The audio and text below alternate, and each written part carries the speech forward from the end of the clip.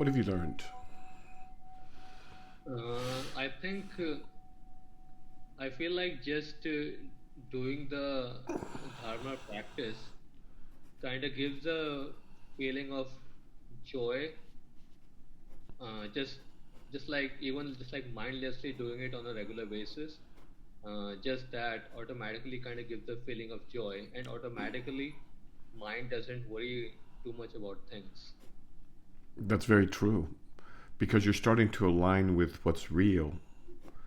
You're starting to align with the Tao, and yes, the first stage is joy. Yeah, I mean, and that persists throughout all the stages and states and everything like that. There's an underlying joy, which is one of the wonderful things about this practice. I mean, this journey, I guess. So good. There'll And be I ups and also downs. feel, There'll be ups and downs, but underneath there'll be this joy. Good. and I also, Glad to hear that. and I also yeah, definitely. And I also feel like before I started like on the dharma work, I used to be worried about like health and like death and all those things a lot. Mm-hmm. And after doing this, maybe because with the dharma work, contemplation about death and like those things happen so much Mm-hmm. that maybe the mind get desensitized that it doesn't want to worry about those things that much anymore. There's nothing it can do about it, so why would it worry about it? I mean, anything you can do, like avoid getting hit by a train or avoid eating, tons of sugar or whatever, you've done. So what's the sense in living in fear? I mean, so that I knew even before, but still the mind was not able to let go of that attachment. Okay. And even now, and even now, I still see the attachment, but just somehow mind just doesn't spend too much time on it. I- That's the difference. Have you been reading sutra? Yeah, I have been reading Yeah, the that will sutra. do Yes. it. That will do it. I tell you, it's a psychoactive text. And other things as well. I mean, I'm sure you're doing other things as well, but the sutra has a very sure and very lasting effect to anybody who approaches it in the right way. Good to hear. Hmm. Love to hear about joy. Joy is kind of the foundation of this work, actually. Hmm. So I would normally say, if I was a psychiatrist, I'd say, well, good, enjoy it while you can, because something bad's going to be happening next, right? That's what a psychiatrist would Hmm. say. But the reality is that even when things, quote, bad things or things aren't going your way or whatever, there's still an underlying sense of joy or a joyous understanding underneath it all, no matter what's happening.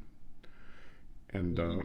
so that's a feature of this journey, and you can see why I'd want to share it with people. Hmm. You know who taught me about this more than anyone was the Dalai Lama, just by his presence and his demeanor when things would be awful. Like people would be getting killed or something like that, and he'd burst into tears, or he'd get. He's a compassionate man, of course, that we all should be. Hmm. But nevertheless, underneath him, he'd be radiating this joy, and he'd switch back and forth like in an instant, right? Hmm. From compassionate empathy to the point of tears to his baseline state, which is joy and more. Hmm. So good. Hmm. That's good to hear. Bravo. Yeah, I d- yeah, I feel like now it's not that I am in joy all the time. It's just that the moments of joy are much more often now than Okay. than they were long Fair ago. enough. Fair enough. And then later, you'll realize that our foundational state, the state of the creative, the state of the loving creative source of everything there is, it's joy is a word that you can use to characterize it Hmm. because of the beauty and just the stunningness of the whole thing. You know, so as you keep going, you'll see that this is a permanent feature. The end of Got suffering. it. The end of suffering, literally, as the Buddha advertised. Well, he did that. Well, I yeah. think, yeah, I think I earlier I used to think that maybe it's excitement, but then I realized that I was not excited about anything in particular. It was just like without any reason, kind of feeling Perfect. this thing. And so then I thought, okay, maybe then it's joy and not excitement or pleasure because Excitement there's will no block reason. it. Excitement will block it. Mm-hmm. So there's that, you know. And in this work, that's one of the hardest things to learn because as you discover things, they're very, very exciting things that you discover about your mind and about your circumstance. Excuse me.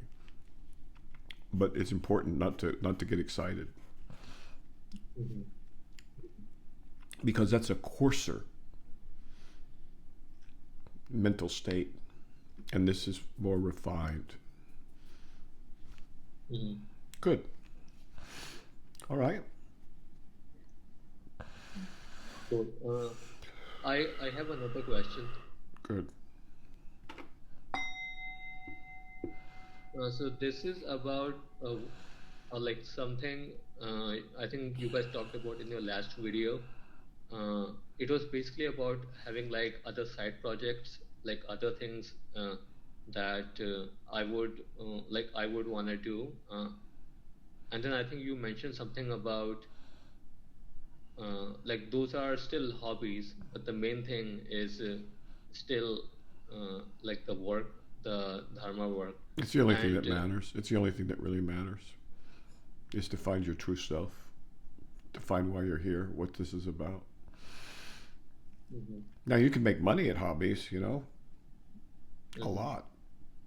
I think I was talking about mhm, science as a hobby. It's fun to watch the scientists try and figure this out. For me, that's fun. It's like a hobby mhm, because you watch them and they get closer and closer and closer every decade, mhm, and this happens throughout history, you mhm, know. And then mhm, and so now it's just a glorious state because they're beginning to realize with quantum mechanics, they're beginning to realize that this whole thing about collapse of the wave function and is the wrong way to look at it. Everything's mhm, entangled, mhm, mhm, and so that's what a world is entangled. I mean, that's what your world is or my world is. It's an entangled world. And mhm, so it's just fun for them to realize there's no barriers and separateness is the illusion. mhm. But what? So do you have a particular hobby you wanted to talk about?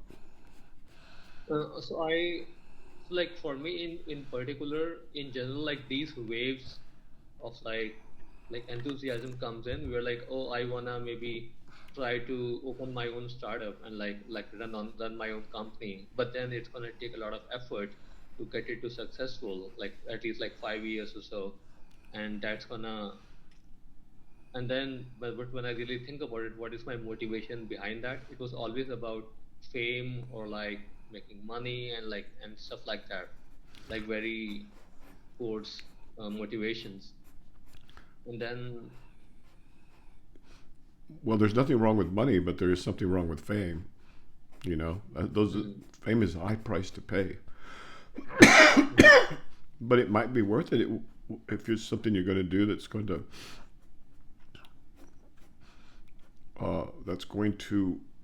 benefit others or be an mhm, artistic expression of your own.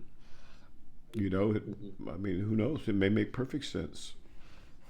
You've got plenty of mind to spare, and mhm, and one of the things you learn in this work, forgive me, is that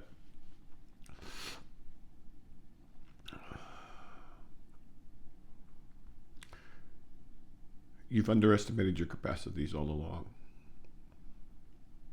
mhm, So who knows? mhm, Maybe you should do it. I don't know. mhm. Got it. Question?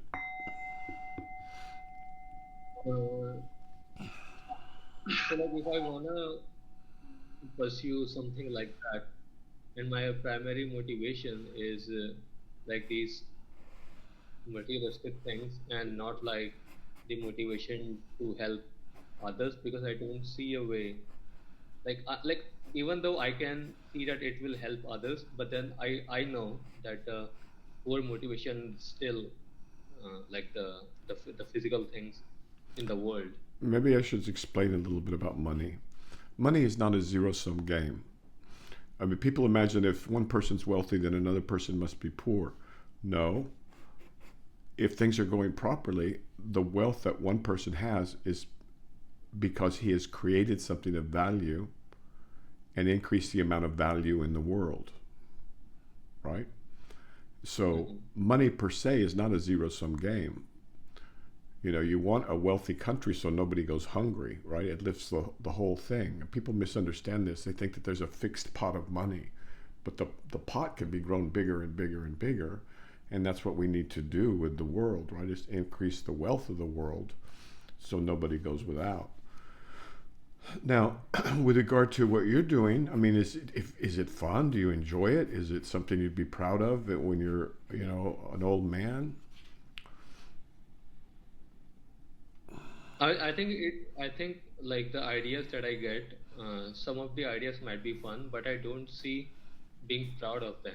Like it's not like something very, yeah, Well, like I get. do you need the money? Do you need it? No, no, I don't think I Okay. need the money at this So point. Yeah. I don't understand. So you've been warned about fame.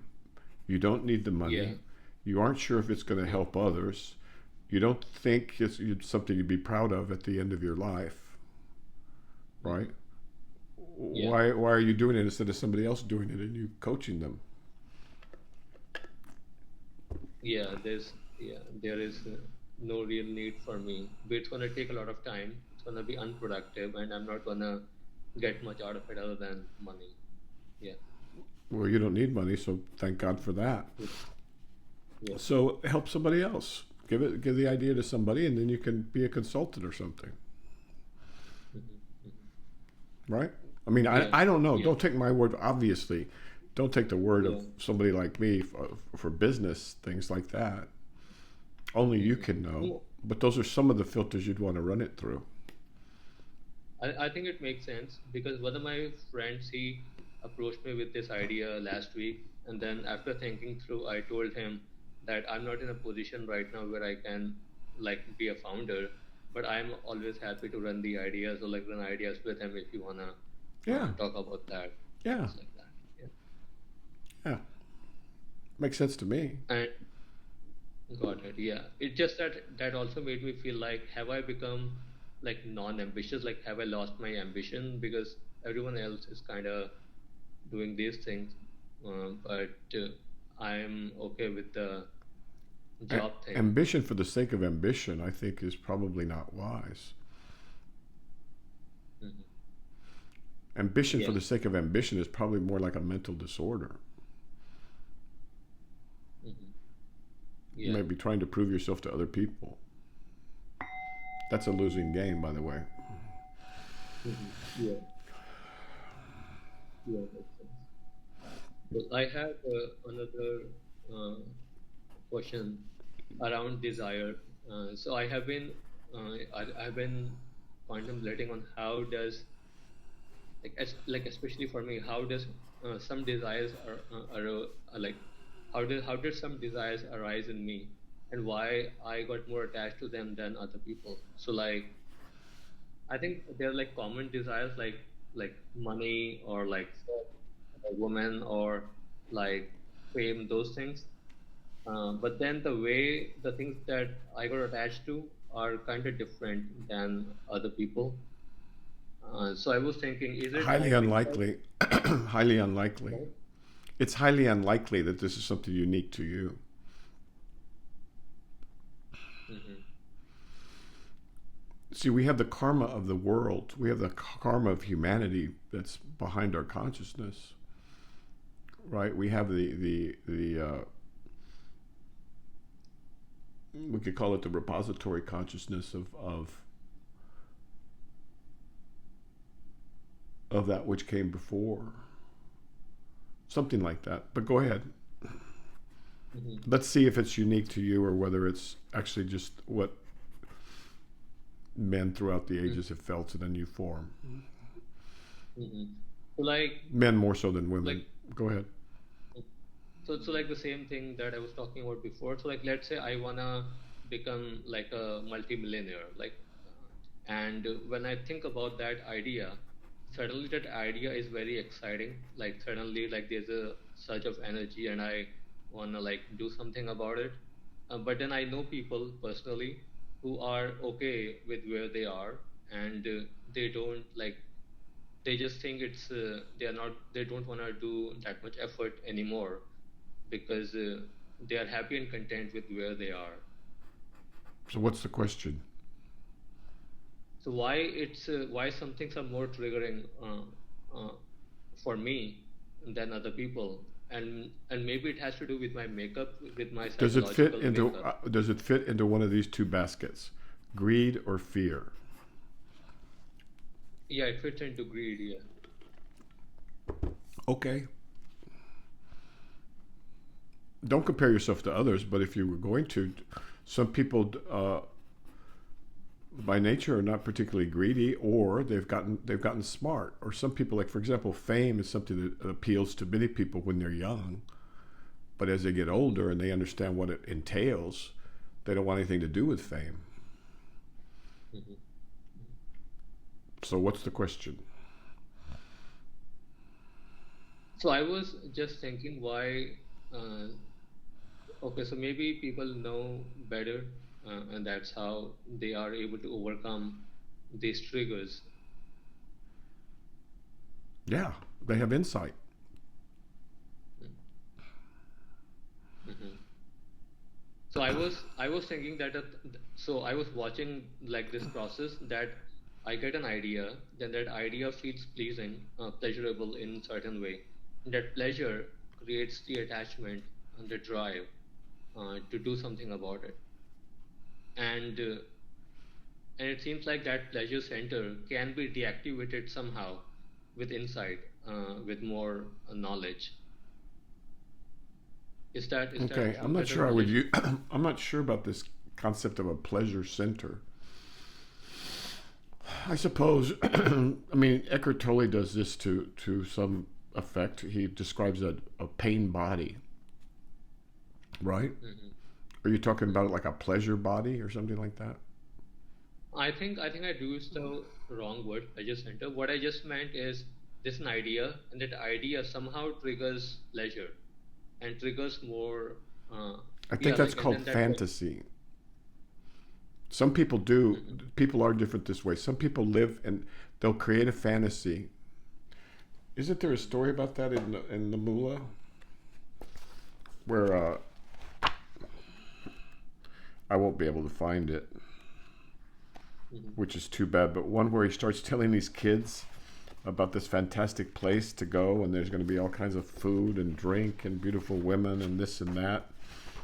And then he talks about he gets more and more caught up in the fantasy, and then he ends up following the kids to this fantasy place. It's a joke. I'll never do it justice. But the thing is, I mean, isn't that like what we call fantasy, where people create a fantasy in their mind and then they add to it, and then it gets better and better and better? Is that what you're talking about? Mhm. Not like fantasy, but more like having like a goal. So like let's say I get an idea, and that is like a goal that I can pursue, and think imagining about that goal Well, there's nothing wrong with makes me that. think. There's nothing wrong with that. That's God's gift to you, creativity, right? Mhm. Mhm. Yeah, I was talking about that imagination of the goal or of the end result that creates the pleasure uh, In in the fantasy. mind, because the pleasure is from thinking that I have already gotten it, so that is a fantasy. The problem in all this thing is the I that you're putting right in the middle of everything.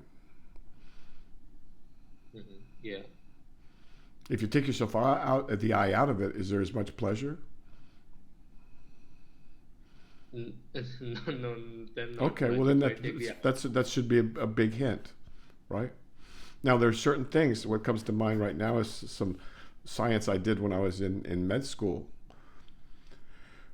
where just the joy of understanding what was happening in tissue culture with neurons, and just the notion of a new paradigm, a new way to study them, and a new way to study the effects of medications by using tissue culture rather than whole human beings. The idea is exciting, but it had nothing to do with me particularly. Mhm. So that's another way to filter it. I mean, if you love the art or love it's like painters, right? When they're really painting, they don't care who paints it. It just needs to be painted, and they're going to do it. I mean, not entirely, but you know what I'm talking about. Or with music and science, and so the more one can get one's ego out of it, the better in general, and the better one can create. Mhm. But even in that, still isn't there the idea that I will get to do that? Perhaps, but how much is that conditioned by the culture you live in? The idea that I want to create my app, I'm going to get really, really rich, and I found a way to make a lot of money, even though it's not particularly helpful to people. I mean, isn't that the culture? Yeah, that I don't know that if I was born and brought up in a different culture where that was not the thing, then how would I have Where you were born felt? in a different culture, but the thing, you're in Silicon Valley, correct? Roughly, you're in Silicon Yeah, Valley. yeah, Well, what is the yeah, culture yeah, there? yeah. It's yeah, it's this culture. Yeah, Is everybody crawling over everybody trying to do exactly that, right? yeah, It's yeah, deeply rewarded. yeah, There's yeah, carrots hanging from the skies.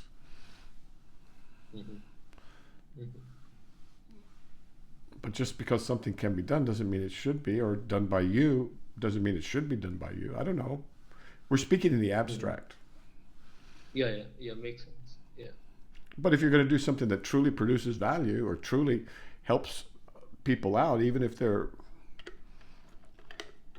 helps them do something else, then and you can do it without great cost to your own soul, hmm and you have the time, hmm which most of us don't, then I mean I don't know. But Got just it. Got it. consider the cultural conditioning, hmm not just through the ages, but right now. hmm Yeah. I have one last follow up on this, Follow up. which is so even just this thought of me being able to work on something that feels exciting. So like let's say I wanna be a painter. So just be able to have a job where I can paint rather than doing something else. That is still joyful and exciting. Why did you use the And word job? job, oh, because I am right now in a job. So I think that's why I use the word So job. was Gauguin, you know, so was Einstein. These people had jobs, but they did what they loved on the side. Yeah, If this yeah. was really your heart's desire, if this was really something that you really felt that you needed to do or whatever, you wouldn't be asking about it. You'd already have started. Mm-hmm. Mm-hmm. Makes Now, sense. you know the Yeah. painter Gauguin? He worked in a post office. That's interesting. So did Einstein worked in a patent office. Just to give two examples, but you know, Mm-hmm. people find a way to do what they're going to do. It's you know, they don't sit around and ask other people's opinions, Mm-hmm. right? Yeah, makes sense. Yeah. So, you know, I have a feeling that you've got very mixed feelings about this, and probably for good reason. I don't know though. Mm-hmm. Okay, sir. Yeah. Yeah. The next one is next question I have is from the book The Secret of the Golden Flower. Okay. What's the question? Yeah. So this is actually I think the whole kind of chapter that I just have like doubt about every kind of paragraph they have in it. Let Great me translation. ask. Go ahead. Yeah, so yeah, this is from page 32, paragraph 6.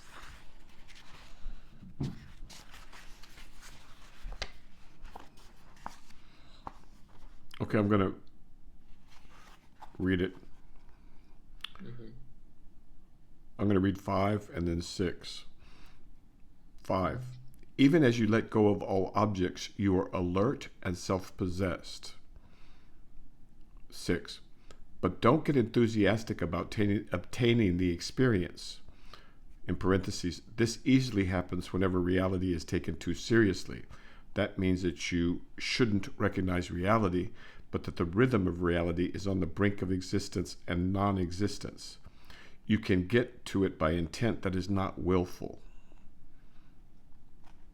What's the question? Yeah, so I didn't really get intent that is not willful, Right. because for me are kind of synonymous. Well, then you need to make a distinction. Intent that is not willful.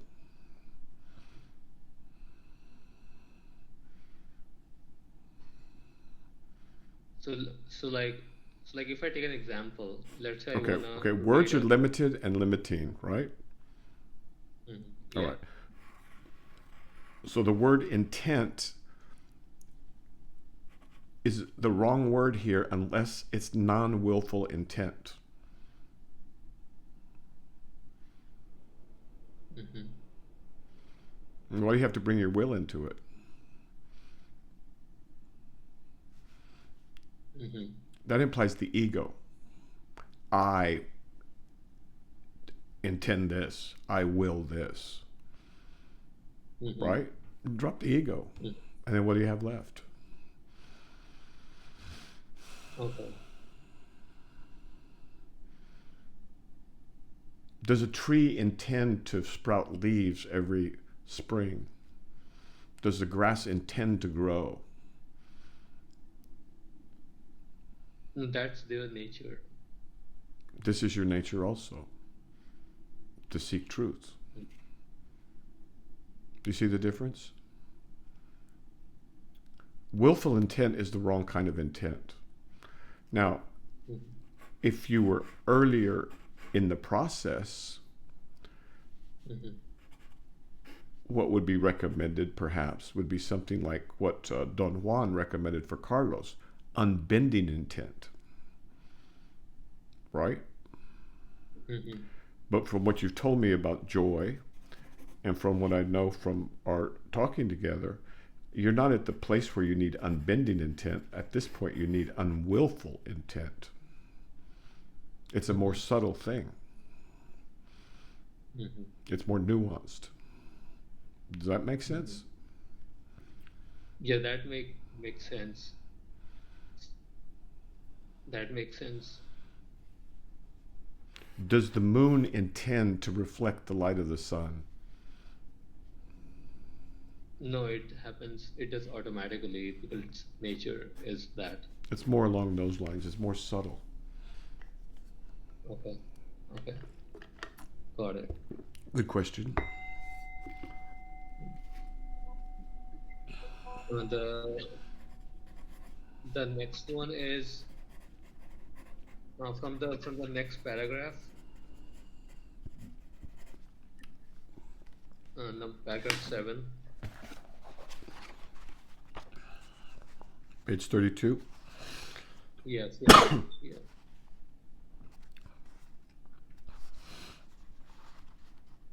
By the way, folks, we're reading from The Secret of the Golden Flower. Beautiful translation of Wilhelm's text. I mean, not of Wilhelm's text, of the original manuscript. Heretofore, we've had to suffer with a very, very bad translation of a truncated and otherwise distorted text by people who had no idea what they were translating, in the sense that they didn't understand emptiness, or and they called things weird, and it Jung was the one who, Carl Jung, Jung, had to work from a bad text, and he advised that no Westerners get involved in this stuff because it was bad for them in ways I won't describe now. But at any rate, all's well that ends well, and we have this translation now by an enlightened translator. Okay, paragraph 7. Even in the midst of alert awareness, you are relaxed and natural.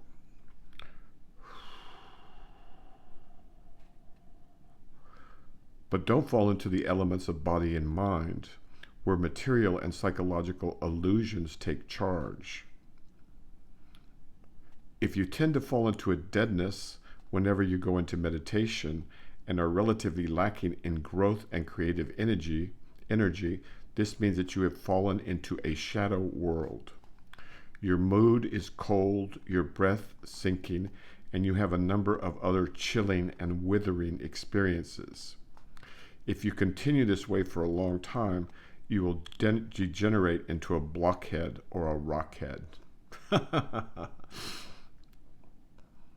So don't fall into the elements of body and mind where material and psychological illusions take charge.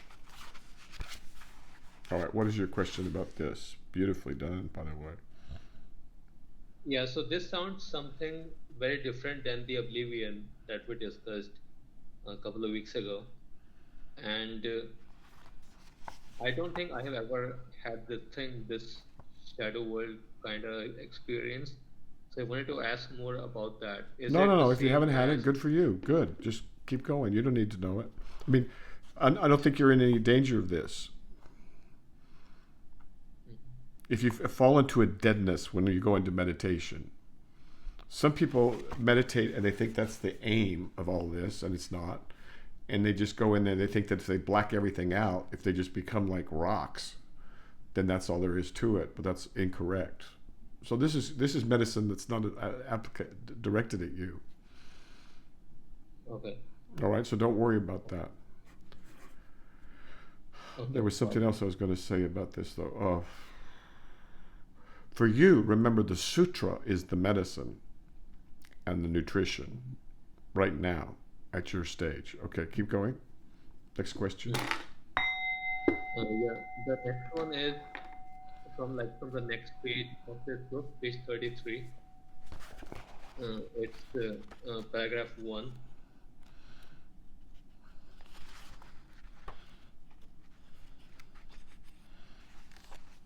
Authenticating experiences. Yeah.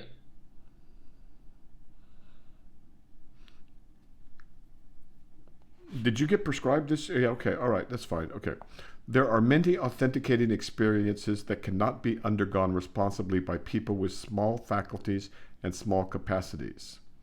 You must will the liberation of all beings. You cannot handle attainment with a careless or arrogant attitude. So this is an important point. Yeah. So this one, I think I wanted to ask more about the must will the liberation of all beings, because right now what I notice in myself is I do have the feeling of wanting to help others, but when I do the dharma practice, uh, willing the liberation of all beings, like I do want to feel people to be happy. I do want them to be happy and successful, but I still can't imagine how I can have this like willing the liberation of all beings. That's because you're fixated on an illusory I. You lack insight. And so this is a very important point. There are, especially these days, as there's YouTubes all over the place and people are using 5-MeO DMT and other drugs to get instant enlightenment and things like that, or what they call enlightenment. It's very dangerous because your character has not formed properly, and you can get into some very deranged ideas, right? I am God, I am God, and these kinds of things would get people in a lot of trouble historically, and they will again, right?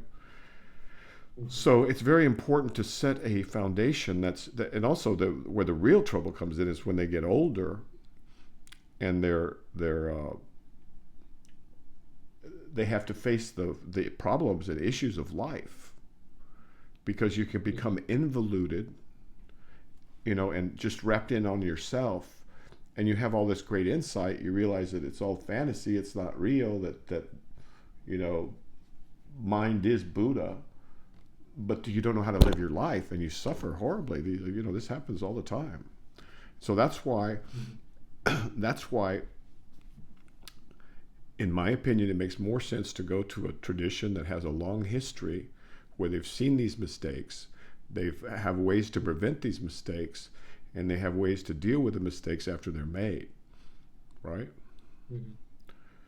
Mm-hmm. And there's several traditions like that, and so it's important. Now, with regard to willing the welfare of all sentient beings, that has both developmental functions and protective functions. Mm-hmm. And you don't know it yet, but you will know it later, how that is absolutely not only possible, but absolutely the case. There are worlds that you have not imagined yet that are not possible to imagine until you've awoken. So just, the only thing that keeps you from wishing for the welfare of all sentient beings, the only thing that dilutes that is your own selfish egoic desires. Otherwise, why not? Mm-hmm. So that's designed to prevent that problem from arising. Mm-hmm. Very sophisticated, to the Mahayana Buddhists and the Zen Buddhists, because otherwise you don't know how to live a life. Mm-hmm. I feel like I do want welfare of other people, of everyone else, but this idea of like willing liberation for them, that it doesn't come naturally. But no, it doesn't. It doesn't come naturally. I remember I balked at that same thing too. I took Bodhisattva vows with the Dalai Lama, and I didn't know what I was getting into, and all of a sudden I'm right there in front of the Dalai Lama, and they're giving this vow, and I'm supposed to take it, and I'm thinking, what the hell is this? I was raised Christian, and they're talking about compassion for all beings and the enlightenment of all sentient beings, and I'll continue coming to the earth as long as there's sentient beings that haven't been liberated, and so on and so forth. And I'm going, what the hell is this? But it was the Dalai Lama, so I trusted him, and I was right to. But with more understanding, you'll know. Okay. So that will come on its own time. Yes, in its own time. Here you do need a little trust if if not faith. So there have been enlightened women and men throughout all of our history, even probably before there were written records. And things have been learned, because just insight alone, without compassion, you're kind of screwed, actually. And so that's why sometimes I want to take these kids that are using 5-MeO, DMT, and all these other, hallucinogens and things, like saying, look, that's fine. Okay, good. You've got a sneak peek of some insight, but you're going to need to know how to live, because then now what are you going to do? Right? Mm-hmm. Nothing is real. All is illusory. Nothing has its own inherent existence, including you. Now what? And that's why that's again why I strongly recommend this sutra, which guards against those things. Not only does it awaken you, it protects you. Because in the awakened state, it's like a turtle with its shell off. You're very sensitive. Mm-hmm. So again, I'm speaking as the old man. I'm an old man. I've seen these mistakes. I've made most of them myself, or a lot of them myself, and so I'm here to warn and to guard. Because without some of these foundational understandings, then you end up in a not necessarily a very good place, and I've seen that many times. Okay, sir? Yeah, you end up in some kind of weird nihilism. I have one last question from the same book. This is from page 24, paragraph 7.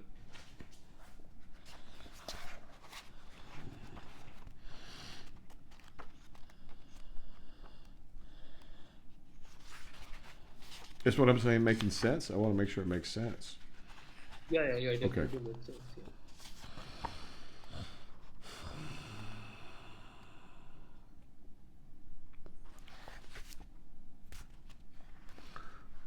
When you sit, lower your eyelids and then establish a point of reference. Now let go.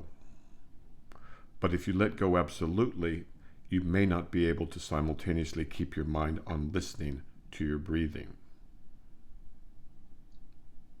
What's the question? So yeah, so in this one, I think they are describing a practice, and establishing a point of reference. I think is pretty much the same, like the turning the light around exercise we do with the object, uh, bring it behind the back of the head.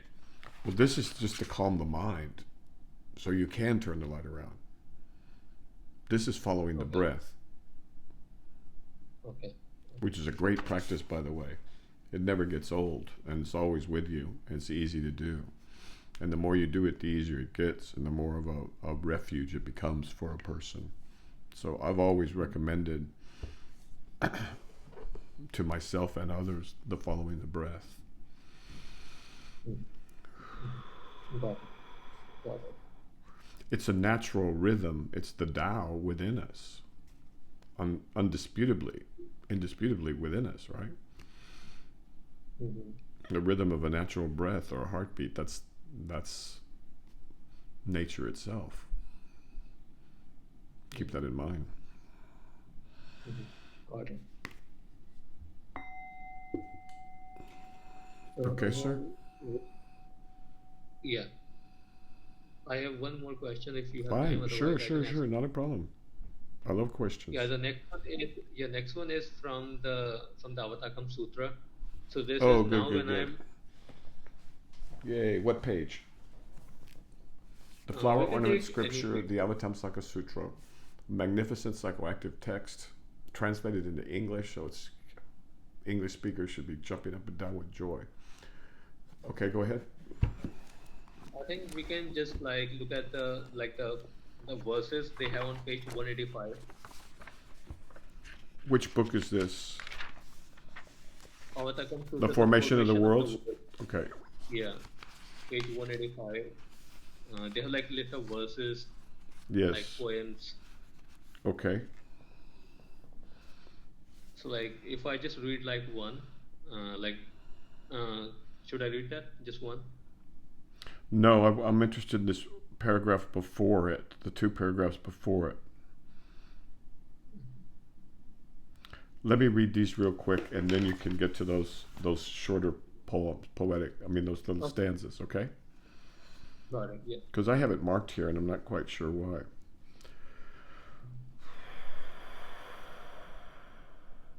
This is the Avatamsaka, the flower ornament scripture, book 3, the formation of the worlds. Children of Buddha, if explained in brief, there are 10 kinds of causes and conditions by which all oceans of worlds have been formed, are formed, and will be formed. What are the 10?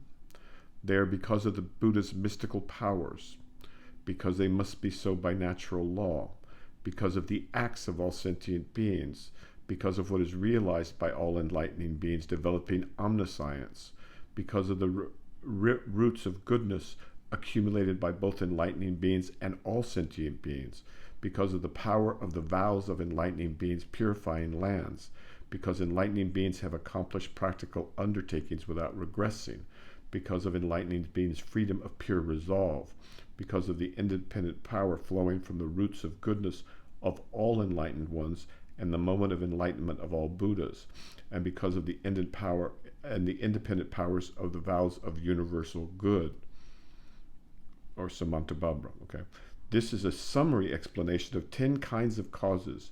If I were to explain in full, there are as many as atoms in an ocean of worlds. Then the great enlightening being, universally good, in order to reiterate the meaning of what he just said, receiving the power of the Buddha, looked over the 10 directions and spoke these verses. Okay, so now you can read those, but this is incredible. 10 kinds of causes and conditions by which all oceans of worlds have been formed. That right there. to speak to that is incredible. Go ahead. Mhm. I think I don't like. So my main question is, is in like when I read these verses or these paragraphs, now no visual comes anymore. So like there's no visual coming in anymore. Now when I read the text, there's a feeling that arises, and that's it. Like there's no like visuals have stopped coming up. Well, it's Uh, partly because of the text. No,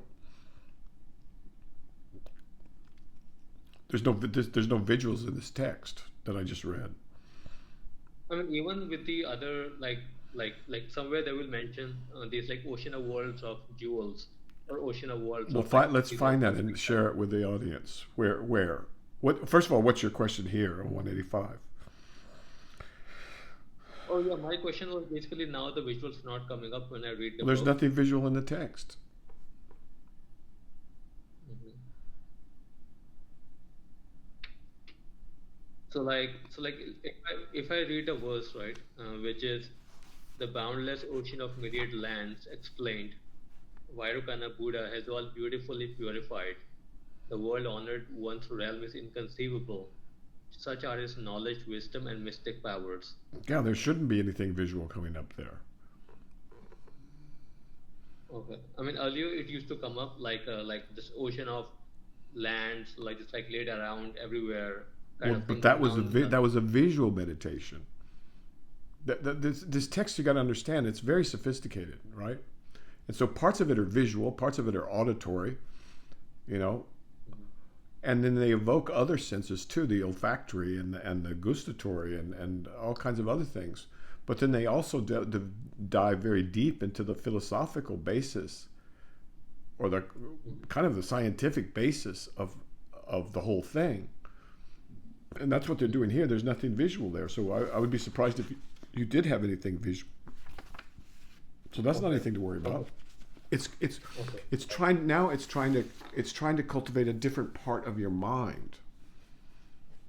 Mhm. So let the text work with you. Okay. Now it's trying to say, okay, these are some of the causes and conditions of the oceans of worlds. This is what brings about these oceans of worlds. Mhm. And you're not going to get it on your first reading, right? Mhm. But it will come eventually, and then you'll realize the beauty and the sophistication of that. Mhm. Mhm. All right. So that's all that is.